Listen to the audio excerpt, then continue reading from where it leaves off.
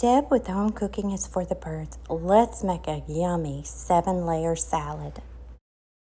The first layer is going to be lettuce, and I'm using romaine lettuce, but any type of lettuce will work for this recipe.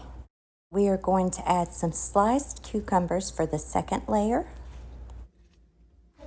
frozen peas for the third layer, and I only added maybe a half a cup of frozen peas to this.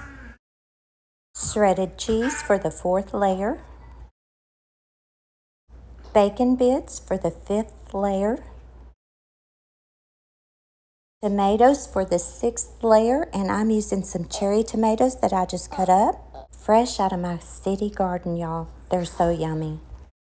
For the seventh and final layer, we're going to add some ranch dressing, and y'all, this is so good. It's such a crowd pleaser. You can make this as large or as small as you would like.